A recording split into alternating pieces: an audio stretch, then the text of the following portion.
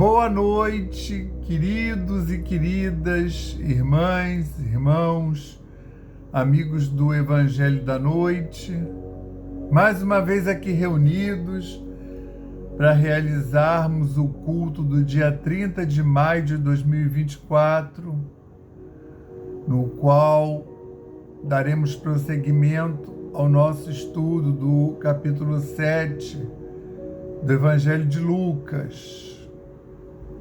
Graças a Deus. Aí nós vamos, como tradicionalmente fazemos, ler uma página desses livrinhos que fazem a ambiência inicial. Nesse caso, hoje temos o Vinha de Luz, que é a lição 52, Avareza. Trazer a luz mais para cá. E disse-lhes: acautelai-vos e guardai-vos da avareza, porque a vida de cada um não consiste na abundância das coisas que possui. Isso é Lucas, capítulo 12, versículo 15. Fujamos à retenção de qualquer possibilidade sem espírito de serviço. A avareza não consiste apenas em amealhar o dinheiro nos cofres da mesquinhez. As próprias águas benfeitoras da natureza, quando encarceradas, sem preocupação de benefício, costumam formar zonas infecciosas. Quem vive à cata de compensações, englobando-as ao redor de si, não passa igualmente de avaro infeliz. Toda a avareza é centralização doentia, preparando metas de sofrimento. Não basta saber pedir, nem basta a habilidade e a eficiência em conquistar. É preciso adquirir no clima do Cristo, espalhando os benefícios da posse.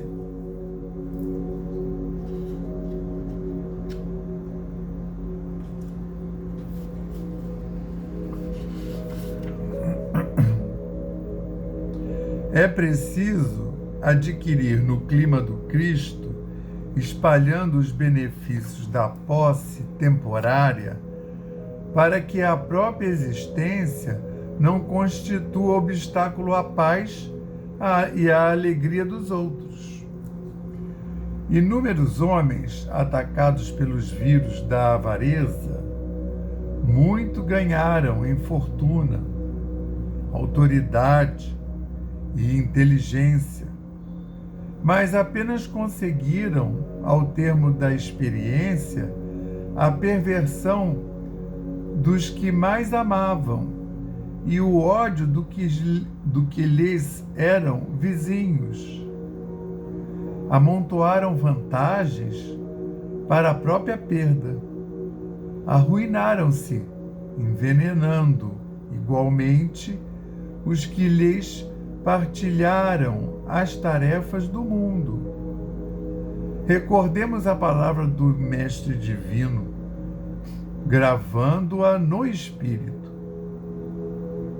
A vida do homem não consiste na abundância daquilo que possui, mas na abundância dos benefícios que esparge e semeia, atendendo aos desígnios do Supremo Senhor, graças a Deus.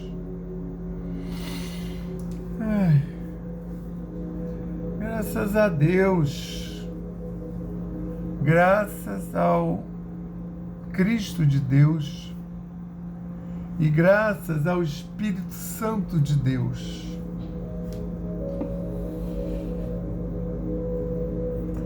Graças ao nosso patrono São Francisco de Assis e a sua falange benfazeja.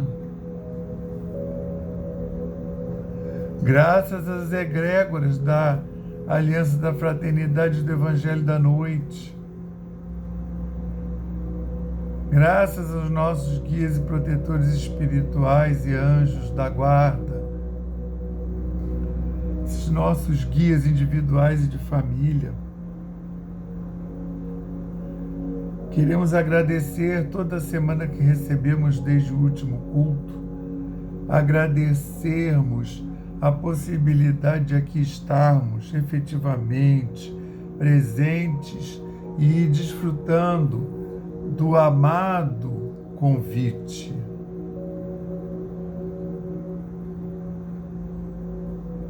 Graças a Deus, obrigado, Senhor. Que nessa noite de luz, de paz e de amor, possamos então dar continuidade ao estudo do Evangelho de Lucas, capítulo 7. Envolvidos pela egrégora do Evangelho da Noite, esses espíritos trabalhadores, que são os que realmente procedem ao culto, que nós possamos ter os nossos lares físicos e espirituais visitados, sanitizados, abençoados, reenergizados e reharmonizados. Que possamos também acolher em nossa individualidade eterna as vibrações que forem trazidas até nós, que forem religadas com as falanges supremas, de forma que possamos levar conosco para a nossa vida do dia a dia essas vibrações, para dividir com todos aqueles contemporâneos que cruzam essa senda ao mesmo tempo que nós, que carecem de amparo como nós, de envolvimento e de orientação. Abençoa os nossos lares, nossos ambientes de trabalho, todos aqueles que lá transitam. Abençoem as mentes e os corações desses irmãos. Na paz do Cristo, só nos resta pedir a permissão para dar por iniciado o Evangelho da noite de hoje, do dia 30 de maio de 2024. Pedir essa permissão ao Cristo e dizendo a nossa mantra de abertura da casa da Aliança da Fraternidade, paz e fraternidade, e o lema de Francisco, paz e bem, graças a Deus.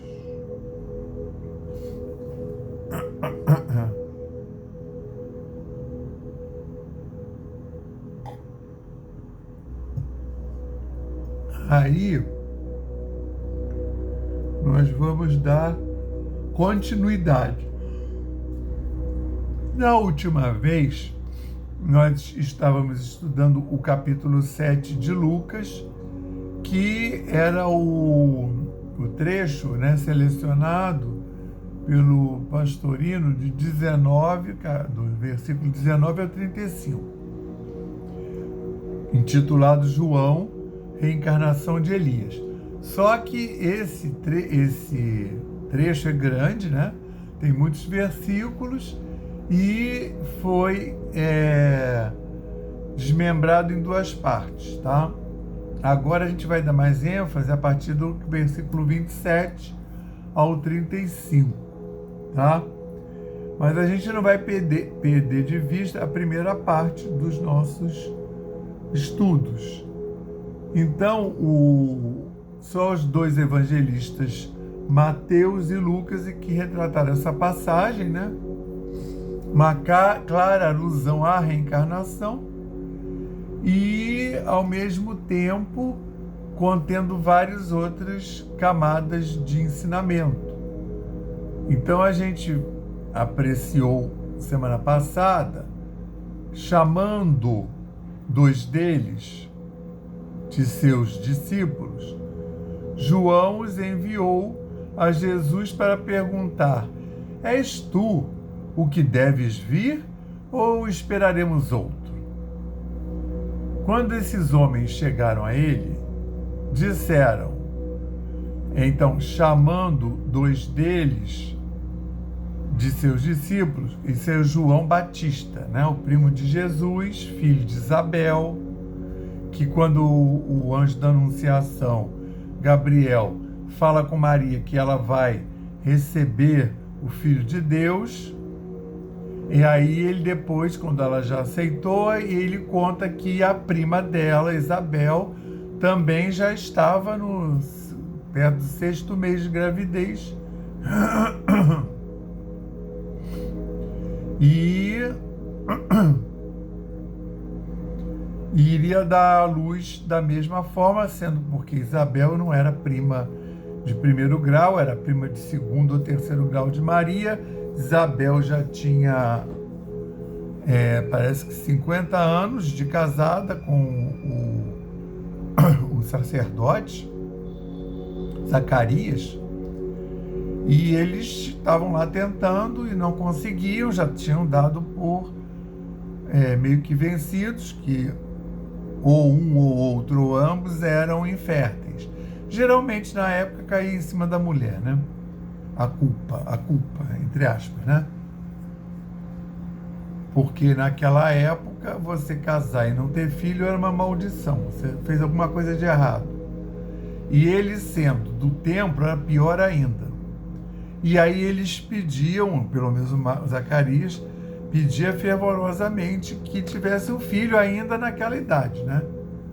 Isabel com perto de 60 e alguma coisa, né?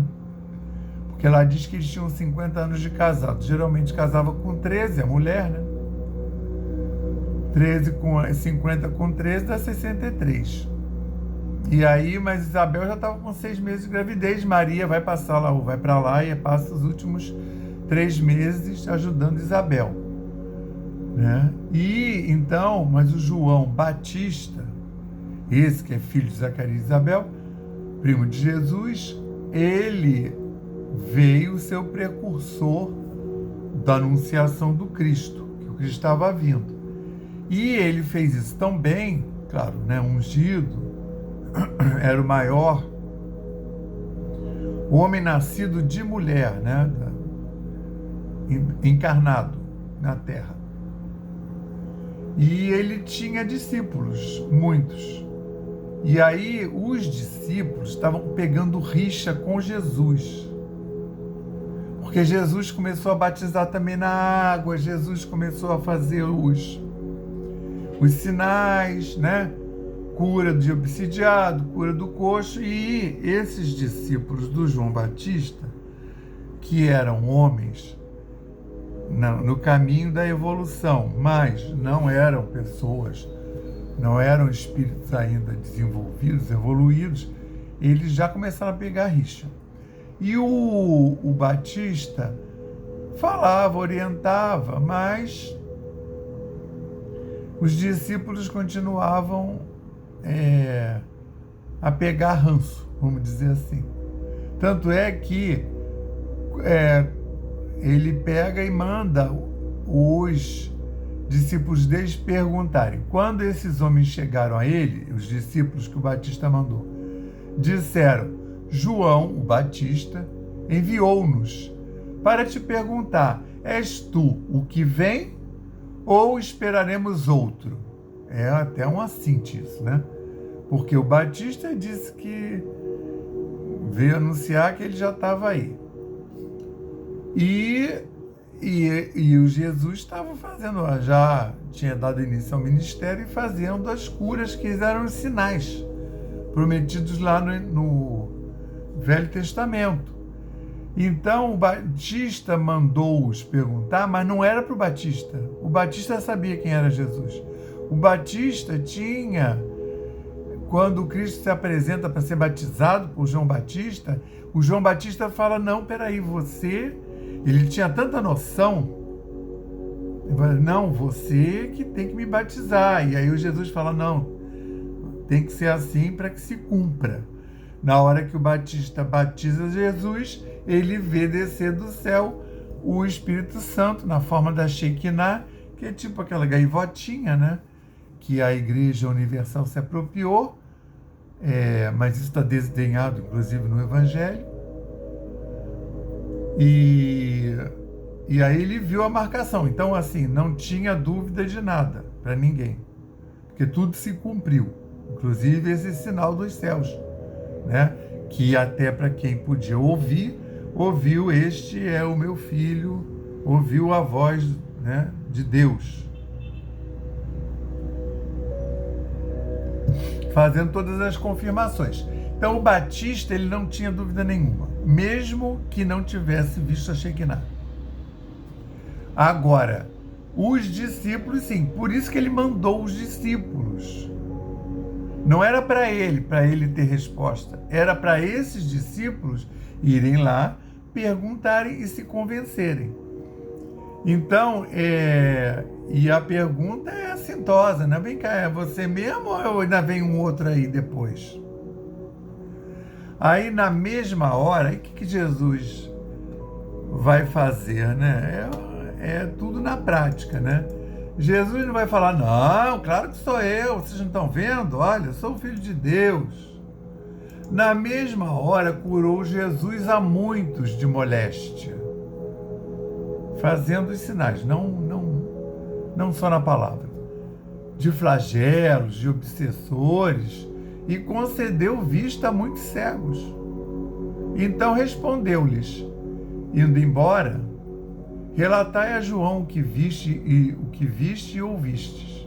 Os cegos veem de novo, os coxos andam, os leprosos ficam limpos, os surdos estão ouvindo, os mortos se levantam e aos mendigos é dirigida a boa nova. E feliz é o que não tropeça em mim. Aí essa foi para eles.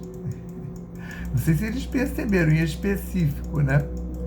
Ele está falando, eu faço todos os sinais que estão previstos lá no Velho Testamento, e feliz é o que não tropeça em mim.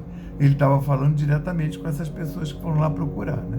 Que feliz é aquele que não tem a dúvida, não duvida a ponto de que eu seja um problema para essas pessoas que duvidam, né? Olha só, né? E ele diz para eles irem lá e relatarem para o Batista, para o São João Batista. Só que não é para o São João Batista, que na hora deles falarem as coisas que eles viram, provavelmente haveria uma possibilidade deles se ouvirem e se convencerem, né? Tendo ido os mensageiros de João, agora continua o relato, né? É feliz o que não tropeça em mim. Tendo ido embora os mensageiros de João, esses que o João tinha enviado para fazer a pergunta, começou a falar ao povo a respeito de João, que saístes a ver no deserto uma cana sacudida pelo vento? Mas que saístes a ver? Um homem vestido com roupas finas? O que se vestem ricamente e vivem no luxo? Um homem vestido com roupas finas, os que se vestem ricamente e vivem no luxo, estão nos palácios reais, de reis. Mas que saístes a ver? Um profeta? Sim, digo-vos, é um profeta, muito mais que profeta. É dele que está escrito, eis que envio ante ante tua face meu mensageiro, que preparará teu caminho diante de ti. Deus falando com Cristo a respeito dessa vinda. Eu vos digo, entre os nascidos de mulher, não há nenhum maior que João, mas o menor no reino de Deus é maior que ele. Entende? Então, João, naquela época dos espíritos encarnados, reencarnados, nascido de mulher, ele era o maior espírito encarnado. E mais no reino de Deus, mas não no reino de Deus com todos os espíritos indistintos encarnados. No reino de Deus, já na glória do Pai, já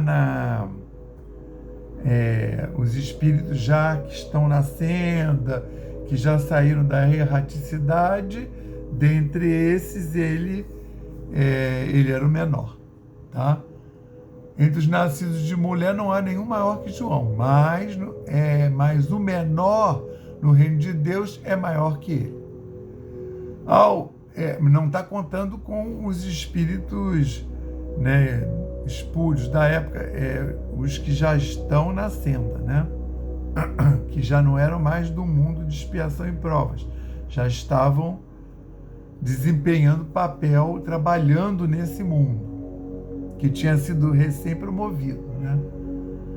Ao ouvir isto, todo o povo e até os cobradores de impostos reconhecem a justiça de Deus, sendo mergulhados com o mergulho de João, que seria o batismo de João. Aí o batismo de João é o chamado batismo da água, né? Do mergulho na água, que já é uma própria metáfora do renascimento. Você está sendo batizado ali, você está aceitando novas diretrizes para a sua vida.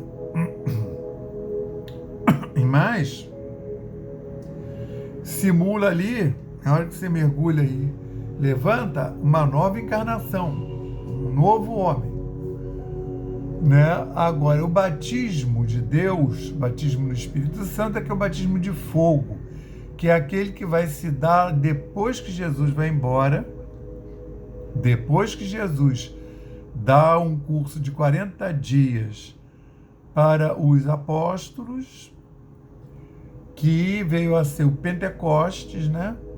E aí, quando termina, eles então estão verdadeiramente convertidos e recebem o Espírito Santo, que é aquela chaminha que aparece no alto da cabeça dos apóstolos, desses que foram batizados no Espírito Santo.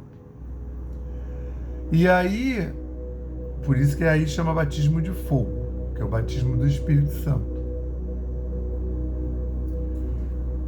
E aí diz que até os cobradores de impostos reconheceram a justiça de Deus, sendo mergulhados com o mergulho de João. Mas os fariseus e os doutores da lei desprezaram a vontade de Deus quanto a eles, não tendo sido mergulhados por ele, João Batista. Aqui, pois, compararei os homens desta geração.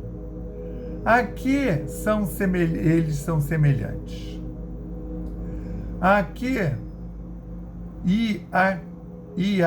são eles semelhantes? A que eles são semelhantes?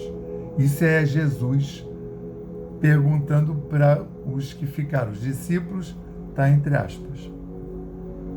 São semelhantes a meninos que se sentam na praça e gritam uns para os outros: nós tocamos flauta e não dançastes, entoamos lamentações e não chorastes. Pois veio João Batista, não comendo pão nem bebendo vinho, e dizeis: ele recebeu um espírito desencarnado. Ele recebeu um espírito desencarnado, entre aspas. Foi o que está retratando o que foi dito a respeito do João Batista. Veio o Filho do Homem comendo e bebendo, e dizeis: eis um homem glutão e bebedor de vinho, amigo de cobradores de impostos e pecadores. Entretanto, a sabedoria é justificada por todos os seus filhos. E aí, Jesus está relatando, né? Deus contra ele, aí entre aspas, aqui compararei os homens dessa geração, aqui são eles semelhantes. São semelhantes, ele mesmo responde, são semelhantes a meninos que se sentam na praça e gritam uns para os outros: nós tocamos flautas e não dançastes, entoamos lamentações e não chorastes. Pois veio João Batista, ou seja, um duvidando do outro, gritando para o outro, veio João Batista, não comendo pão nem bebendo vinho. Veio João Batista que não estava fazendo a prescrição, e aí diziam: ele recebeu um espírito desencarnado. Aí os escribas, fariseus, sacerdotes, veio o Filho do Homem comendo e bebendo, e dizeis: eis um homem glutão e bebedor de vinho, amigo de cobradores de impostos e pecadores. Então ele está falando, não estão com a maturidade para aceitar Jesus, não estão com os olhos de ver, os ouvidos de ouvir. Eles não estão com a sapiência para aceitar Jesus. Para aceitar como? Não é aceitar racionalmente Jesus. Quando se fala de ser batizado, virar um novo homem, você aceitar Jesus é você viver como Jesus. É do dia para a noite? Não, mas você está firmemente empenhado. Mesmo que tropece, não sou evoluído ainda, não tenho essa vibração maravilhosa, mas eu estou penhoradamente vivendo isso. Eu estou empenhado em fazer certo, em mudar. Essa que é a diferença. Não é só da boca para fora. Então é isso que ele está falando, Estavam lá que nem os meninos gritando para os outros, mas não tem coração. Estão gritando coisas que decoraram, que estão achando. Então, tanto é que o Cristo se apresenta. Primeiro se apresenta o entreposto, o primo, que é o João Batista. Depois vem o próprio Cristo, eles são contemporâneos, vão viver. João Batista lá grande pregando, e João Batista, inclusive, fala para os discípulos dele: eis ali o Cordeiro de Deus. Ele aponta, e os discípulos viram as costas e vão embora. E João Batista não vai ficar magoado, melindrado. Me deixaram e foram atrás de Jesus. Não. Justamente ele aponta que é para isso mesmo. Porque até esses dois que estão com ele, Jesus passa e ele aponta, são simplesmente André, irmão de Pedro, de Simão, que vai vir ser a Pedro, e o João, que também era primo de Jesus, de segundo grau, João, que vai vir a ser o João Evangelista. À época ele tem 20 e poucos anos. Então, entende como não eram quaisquer pessoas? Esses primeiros aí, é óbvio que são os mais que tinham uma condição espiritual melhor, que tinham uma vibração mais alta. E aí, João, eles já estavam esperando, eles não duvidaram nada. Quando João diz: é aquele ali, aquele é o Cordeiro de Deus, Cristo passando, eles viram e vão lá atrás. Eles não têm questão nenhuma. É que nem Maria com o anjo. O anjo apareceu para Maria e disse: ó, você vai ser inseminada do Filho de Deus. E Maria vai e fala: seja feita a tua vontade. Depois, ela até na inocência dela, até questiona: olha, mas eu não conheço homem nenhum. Conhecer, a palavra conhecer, no contexto bíblico, é ter tido relações sexuais. Então, eu não conheço homem nenhum. E aí o anjo fala: mas para Deus não tem. Você vai ser inseminada do Espírito Santo, para Deus não tem barreiras. Só para a gente saber, né? Nessa narrativa bíblica desses evangelistas, que aliás é João que narra isso, né? O Lucas que conta com mais detalhes, né? Só quem narra essas partes com detalhes é Lucas, tá? Capítulo 1 de Lucas. Vamos lembrar, Lucas entrevistou Maria. Então isso não é uma fofoca e nem é uma coisa que Lucas acha. E nem ele perguntou a terceiros. Quem contou isso para Lucas foi Maria. Então lê lá que aquilo lá foi Maria que contou para Lucas. E aí é a mesma coisa. Um dois discípulos já estavam preparados, eles eram novinhos. O André, e você vê que é um povo ali com uma evolução, porque o André, que era irmão do Simão, o nome era Simão. Quem vai mudar para Pedro é Jesus. Quando o André disser para o irmão: olha, já chegou, a gente teve com o... Entende, assim, a fé vem de dentro, né? Eles tinham certeza. João, o evangelista, irmão de Tiago maior. Você vê que era um povo, né? Era todo mundo da mesma companhia de pesca, né? E esses dois aí, filhos de Salomé, que para não dar muita confusão, falam Salomé, mas era Maria e Salomé. E quando chegar lá aos pés da cruz, na verdade vão ter 4 Marias, né? A mãe de Cristo, Maria, mãe de Cristo, a Maria de Clofas, que era tia de Jesus, a Maria Salomé e a Maria Madalena. Daí você vê no pé da cruz, o único homem era João. O evangelista, esse que tem 20, que no início do ministério de Jesus ele tem 23, 24. Jesus morre, ele tinha essa idade aí. Então, entende assim, 12 foram escolhidos, todos tinham aquisições, méritos, mas tinham uns que estavam mais à frente, que nem existe isso, né? Você chega lá numa congregação qualquer, tem sempre as pessoas que fizeram mais o dever de casa, estão mais à frente, tem outros que estão mais atrás, entendeu? Qualquer reunião, qualquer culto, qualquer linha religiosa ou não, né?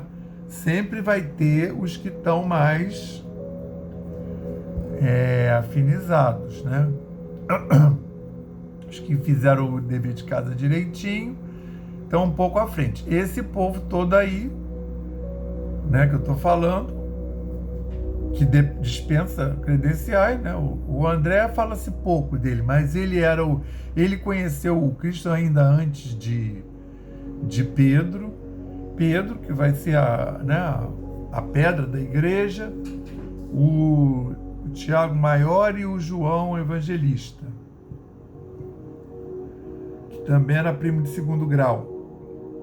Então, a gente está falando de espíritos que já estavam ali credenciados, não é porque eram parentes de Jesus, não estou falando de nepotismo, não é por isso. Que depois até a mãe do João e do Tiago é a que vai pedir lá para Cristo, né? Ah, põe o meu filho, um à sua direita, outro à sua esquerda. Aí o Cristo, eles eram evoluídos, mas aí o Cristo fala, olha, nem sou eu que decido isso, né? Que ele nem tinha como explicar na época, né? É a condição vibracional deles, né? Qual é o ranking, como é que eles vão ficar? Eles são mais evoluídos, sim, mas daí a sentar eu dizer que vai sentar uma à direita e outra à esquerda, aí já não é comigo, né? Eu estou falando com o vocabulário atual. O que está escrito lá é um negócio mais com o vocabulário da época, tá?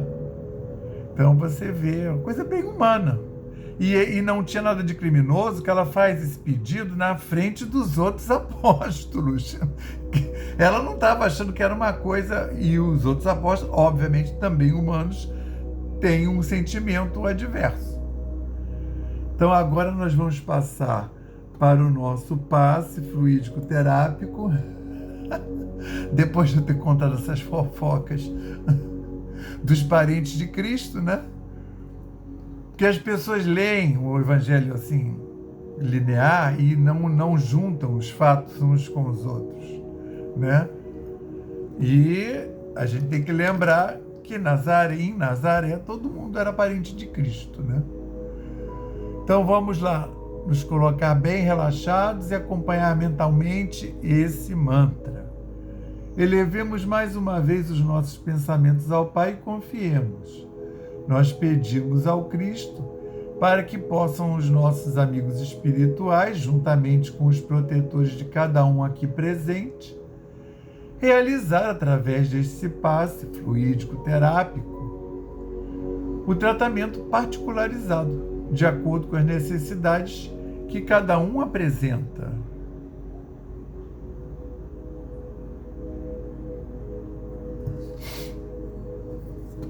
Que seja suavemente depositado em nosso corpo fluídico, mental e físico o remédio advindo das camadas superiores da vida, tão bem preparados por corações amorosos para nos atender. Rogamos ainda que os benefícios deste passe se estendam aos nossos lares, envolvendo de forma carinhosa nossos familiares, amigos e parentes, proporcionando-lhes igualmente tratamento eficaz. Intimamente pedimos forças para desenvolver em nós coragem, discernimento, paciência e bom ânimo em nossa lida diária, nos colocando agora na posição de receptores, abertos à boa influência do alto, alentando a nossa consciência de que somos seres oriundos e viventes no universo de Deus. Agradecemos a nossa coexistência com o nosso próximo e a atual reencarnação que nos colocou em contato com os elementos indispensáveis às nossas necessidades de evolução.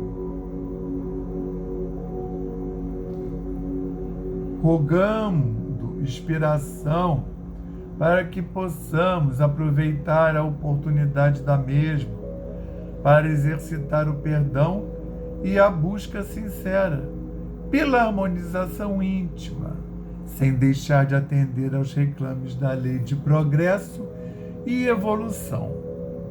Finalmente, pedimos equilíbrio moral e emocional, inspiração nos padrões do Evangelho, para que possamos solucionar com os nossos esforços os problemas que nos envolvem.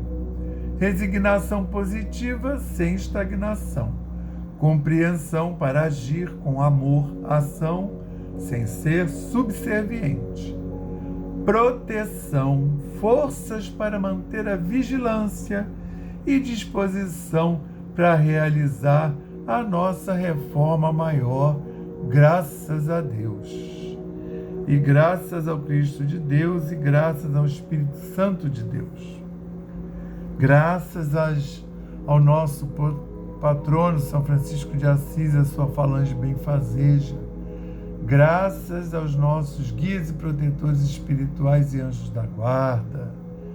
Graças à egrégora do Evangelho da Noite da Aliança da Fraternidade. Obrigado por mais uma vez aqui termos podido comparecer e termos tido a investidura, a força, a vibração para efetivamente chegarmos e realizarmos esse culto do Evangelho da Noite nos nossos lares. Pedimos para que todos os nossos lares tenham sido visitados, higienizados, reharmonizados e reenergizados.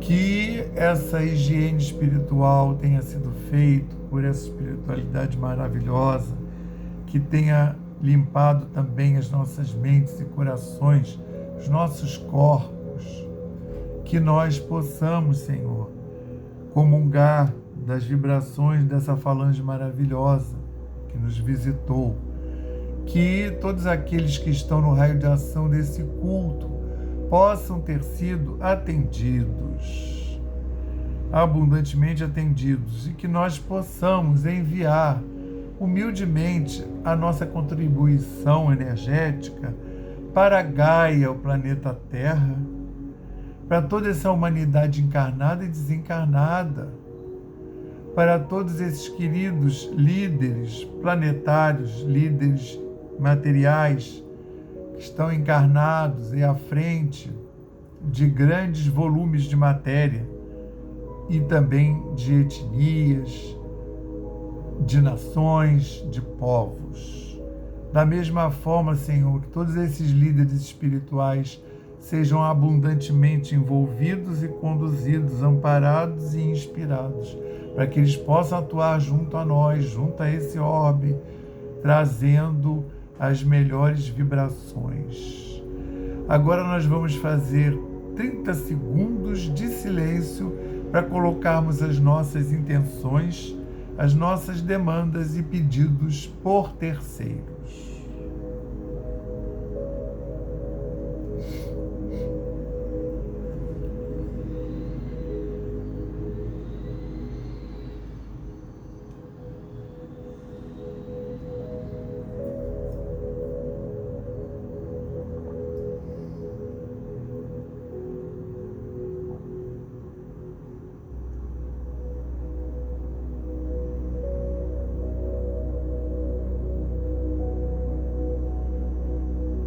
Jesus Cristo esteja sempre conosco, agora, hoje e sempre, e dá-nos a permissão para dar por encerrado o culto do Evangelho da Noite de hoje, dizendo o lema da nossa casa, paz e fraternidade, e o lema de Francisco, paz e bem. Que tenhamos todos uma excelente semana na paz do Cristo.